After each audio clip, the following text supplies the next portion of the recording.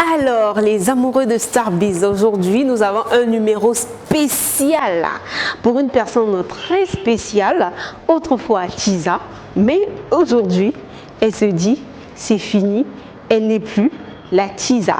Vous voulez le découvrir? Veuillez me suivre pour le découvrir.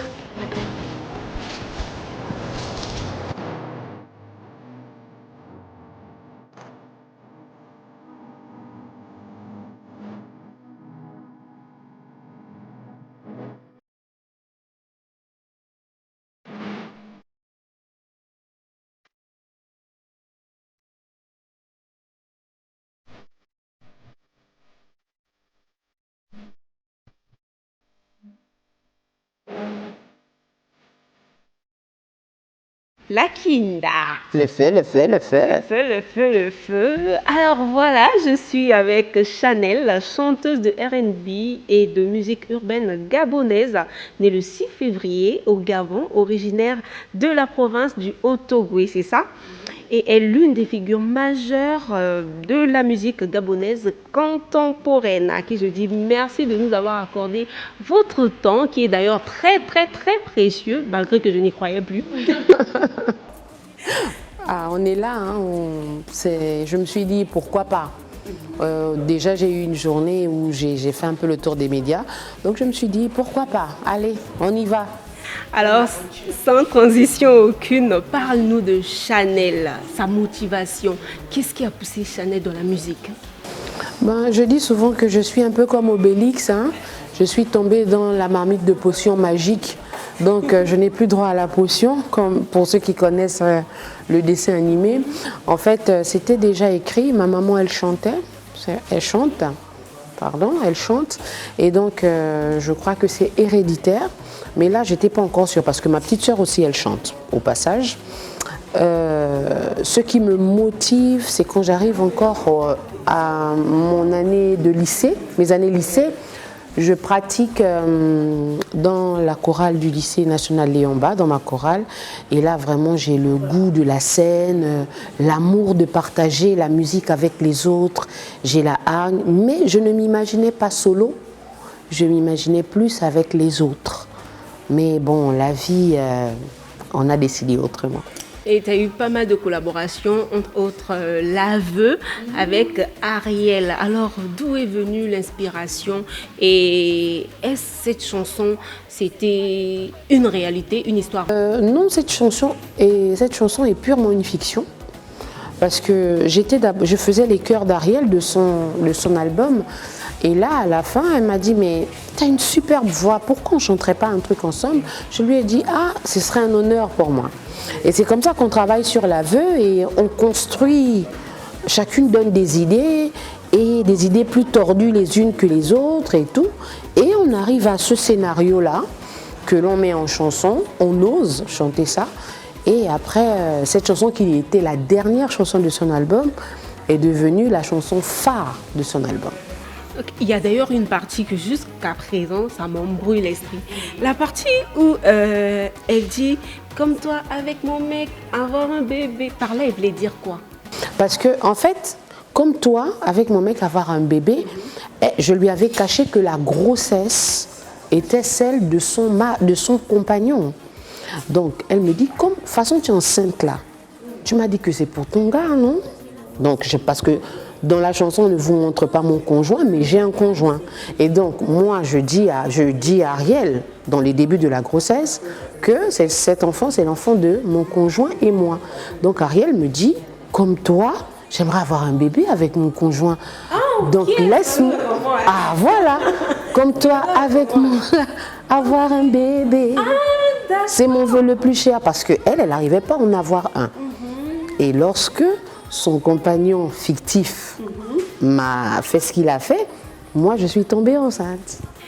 Ok, et il y a aussi la collaboration avec Fally Ipupa qui a proposé ce titre-là, ce featuring.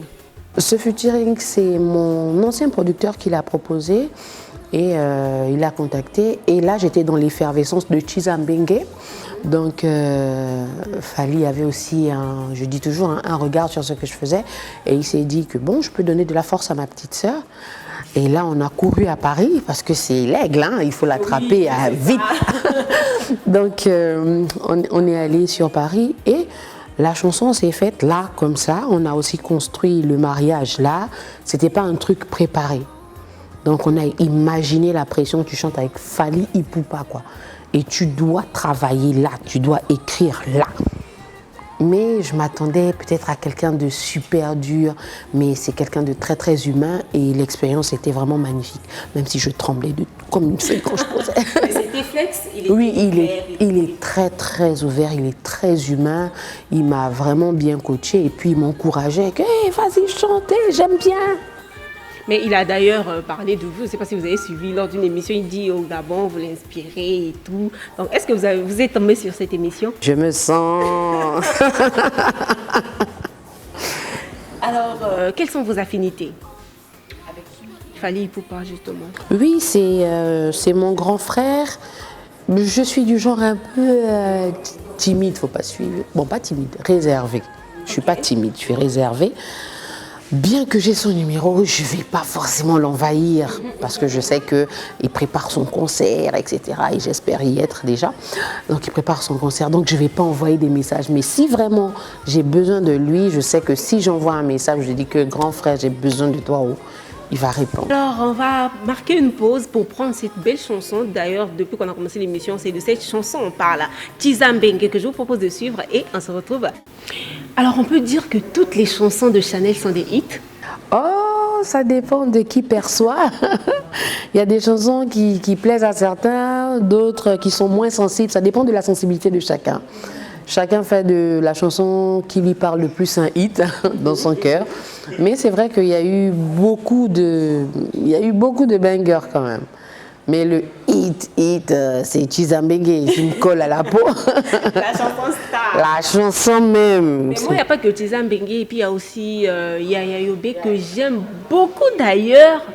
Mais je ne comprends pas, ça veut dire quoi? Yaya Yobé, puis dans l'histoire, quel message vous faites passer en fait? En fait, je parle aux ancêtres. Ok. Je parle à Dieu, mais à la façon bantou. Comment mes ancêtres y faisaient, comment ils allaient en forêt. On chante, parce que nous, on chante pour tout. Quand il y a en forêt, quand on fait la pêche, quand il y a les jumeaux, en tout cas, il y a une chanson pour tout. Et moi, cette chanson où je rends grâce à Dieu, où je lui dis, prends tous mes soucis, moi je m'abandonne à toi. Donc, Yaya Yobé, c'est une onomatopée. Comme si je disais oh Yaya, oh ya.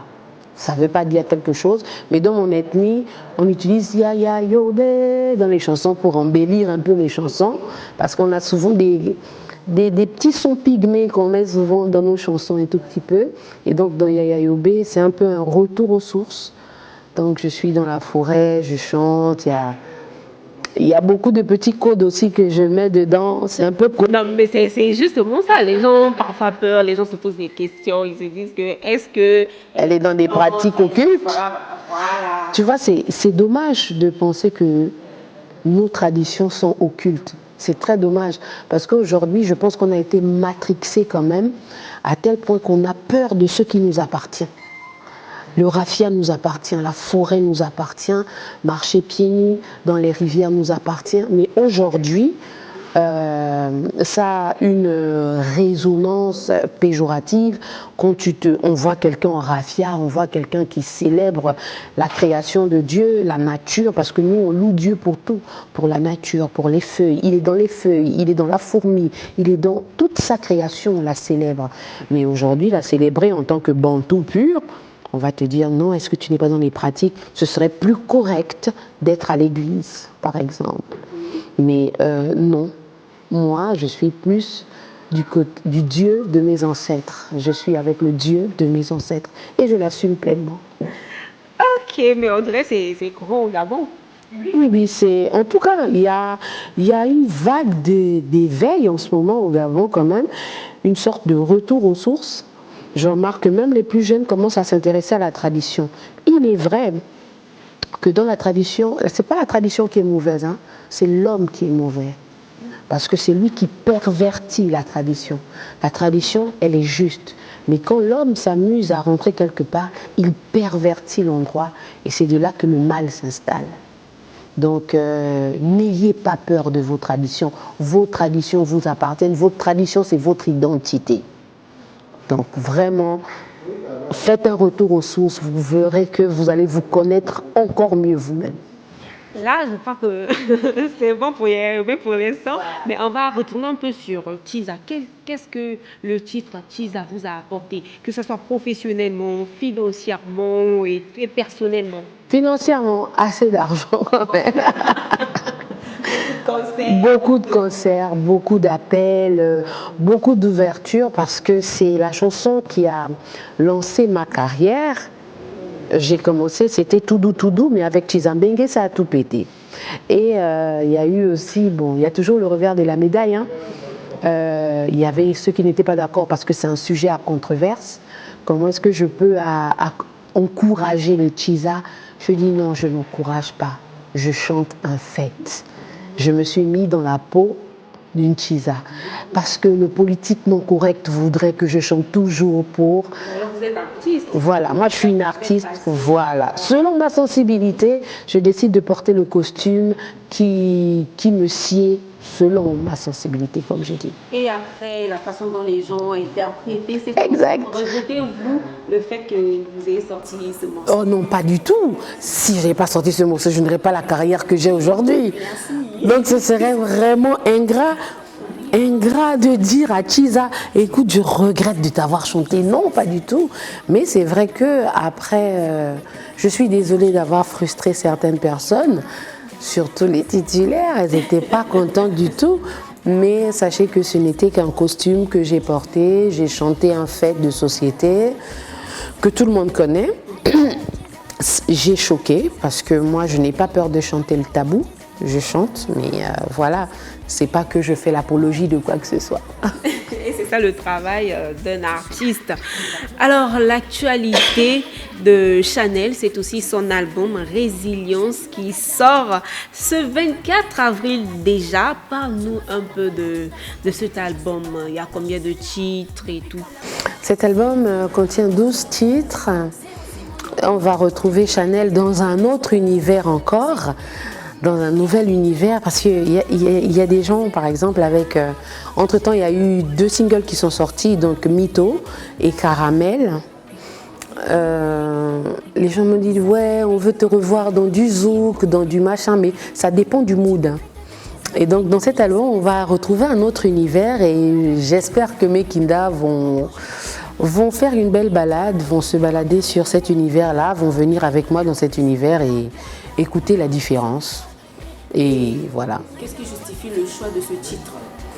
Lequel? Résilience, le titre de l'album. Oui, le titre de l'album, c'est par rapport à tout ce que j'ai vécu. J'ai passé des moments très difficiles, j'ai dû me relever, j'ai voulu abandonner, j'étais à 2 doigts de laisser tomber la musique. Je ne voulais plus en écouter du tout, mais j'ai trouvé la force dans les yeux de mon enfant. Et puis je me suis dit, bon, boum, allez, on rallume la flamme. Et puis le feu ne peut pas s'éteindre comme ça. Donc je suis une résiliente, donc j'avance avec mes blessures. Donc aujourd'hui, quand je regarde le chemin que j'ai fait, quand même 12 chansons, malgré ce que je traversais, je me suis dit oui, j'ai cette capacité d'avancer. Malgré les traumas, avec mes blessures, j'avance. Donc, cet album va s'appeler Résilience. Alors, qu'attendez-vous de ce 3e album? Parce que je rappelle que vous avez 2 autres albums avant. Qu'attendez-vous financièrement de cet album Résilience? Million.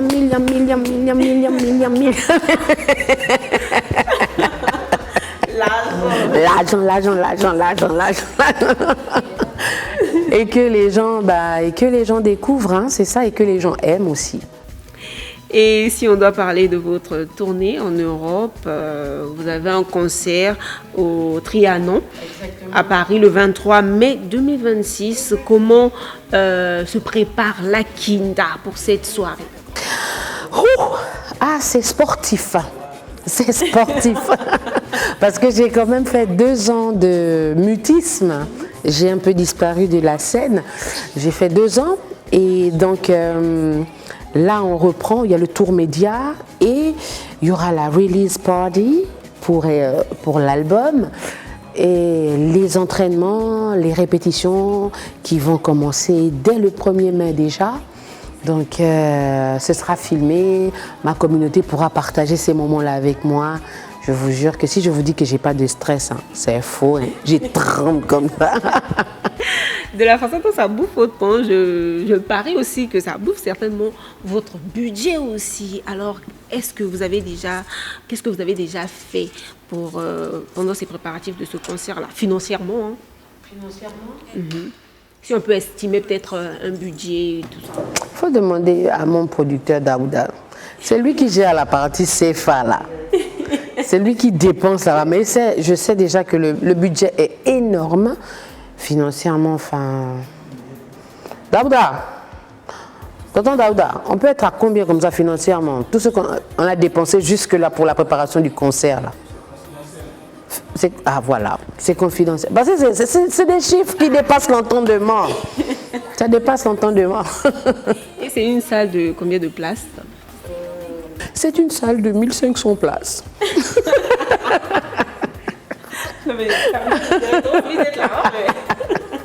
Ah oui, ce sera le feu, le feu, le feu. Ça s'annonce bien. Je vais tout incendier, je vais tout incendier.